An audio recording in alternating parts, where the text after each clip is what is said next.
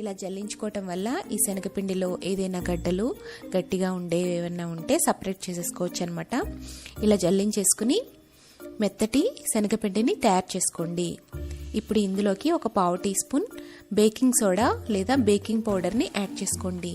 ఇప్పుడు అంతా కలిసేటట్టుగా మిక్స్ చేసుకుని పక్కన పెట్టుకోండి. తర్వాత స్టవ్ మీద ఒక తిక్కుగా ఉండే ప్యాన్ని పెట్టుకోండి.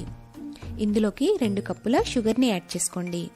మనం 1 కప్పు శనగపిండికి 2 కప్పుల షుగర్ని యాడ్ చేసుకోవాలి. మనం ఏ కప్పుతో అయితే శనగపిండి తీసుకున్నామో అదే కప్పుతో అన్నిటినీ కూడా మెజర్ చేసుకోండి. ఇందులోకి ఒక 1/4 కప్పు వాటర్ని కూడా యాడ్ చేసుకోండి.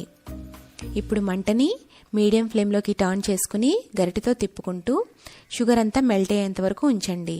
ఈలోపు ఒక గిన్నెకి ఆయిల్ని కానీ నెయ్యిని కానీ ఈ విధంగా గ్రీస్ చేసుకుని పెట్టుకోండి. అలాగే మరొక స్టవ్ మీద 1 కప్పు నూనె 1 కప్పు నెయ్యిని యాడ్ చేసుకోండి. నెయ్యిని ఇష్టం లేని వాళ్ళు 2 కప్పుల నూనెని యాడ్ చేసుకోవచ్చు. దీనిని లో ఫ్లేమ్లో పెట్టి మరిగించుకోండి. ఇది చిన్నగా మరిగేలోపు మనం పాకం చెక్ చేసుకుందాము. మంటని మీడియం ఫ్లేమ్లో పెట్టాం కాబట్టి షుగర్ కరిగిన తర్వాత 2 to 3 మినిట్స్లో మనకి పాకం రెడీ అయిపోతుంది. ఈ విధంగా వేలుతో ఇలా అంటే జస్ట్ అంటుకుంటున్నట్టు జస్ట్ తీగ పాకం వస్తే సరిపోతుంది. తీగ పాకం రాగానే మనం మంటని సిమ్లోకి టర్న్ చేసుకోవాలి. వెంటనే శనగపిండిని యాడ్ చేసుకుంటూ మిక్స్ చేసుకోవాలి. ఉండలు లేకుండా బాగా మిక్స్ చేసుకున్న తర్వాత ఒక 5 మినిట్స్ పాటు లో ఫ్లేమ్లోనే ఉంచి ఉడికించండి. 5 నిమిషాలు ఉడికించిన తర్వాత ఇందులోకి ఒక చిటికెడు యాలకుల పొడిని యాడ్ చేసుకోండి. ఇందులోకి కావాలనుకుంటే కలర్ కోసం ఫుడ్ కలర్ని కూడా యాడ్ చేసుకోవచ్చు, ఎల్లో ఫుడ్ కలర్, కానీ నేను ఇక్కడ యాడ్ చేయట్లేదు. సో ఇప్పుడు మనకి ఒక 5 మినిట్స్ ఉడికిన తర్వాత ఇలా మరుగుతున్న నూనెని కొద్ది కొద్దిగా గరిటెతో యాడ్ చేసుకుంటూ మిక్స్ చేసుకుంటూ ఉండాలి. 1 మినిట్ 2 మినిట్స్కి ఒకసారి ఇలా గరిటెతో యాడ్ చేసుకుంటూ మిక్స్ చేసుకుంటూ ఉండాలి.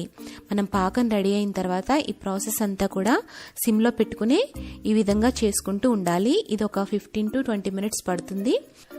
మనం మరిగించిన ఈ 2 కప్స్ ఆయిల్ అంతా కూడా అయిపోయేంత వరకు ఈ ప్రాసెస్ని కంటిన్యూస్గా చేస్తూనే ఉండాలి. ఈ ఆయిల్ అంతా అయిపోయేలోపు మనకి మైసూర్ పాకం ఆల్మోస్ట్ రెడీ అయిపోతుంది. చూడండి, ఆయిల్ అంతా అయిపోయింది కదా. మనకి మైసూర్ పాకం కూడా ఎయిర్ బబుల్స్ వచ్చేసి డబుల్ క్వాంటిటీలో తయారైపోయింది. అంటే ఇక్కడ మనకి మైసూర్ పాకం రెడీ అయిపోయింది అనమాట. ఇప్పుడు స్టవ్ ఆఫ్ చేసేసుకుని దీన్ని మనం గ్రీస్ చేసి పెట్టుకున్న గిన్నెలోకి ట్రాన్స్ఫర్ చేసుకోండి. లోతుగా ఉన్న గిన్నెలోకి ట్రాన్స్ఫర్ చేసుకుంటే మైసూర్ పాకం మంచి షేప్ వస్తుంది. ఇప్పుడు పైన ఈ విధంగా సర్ది పెట్టుకోండి. అంటే పైన జస్ట్ స్ప్రెడ్ చేసుకుంటే సరిపోతుంది, ప్రెస్ చేయొద్దు. ప్రెస్ చేస్తే ఏమవుతుందంటే లోపల బబుల్స్ అనేవి గుల్ల అనేది పోతుందనమాట. ఇలా స్ప్రెడ్ చేసుకున్న ఒక 2-3 మినిట్స్కి ఈ నైఫ్తోని ఇలా ఘాట్లు పెట్టుకోండి.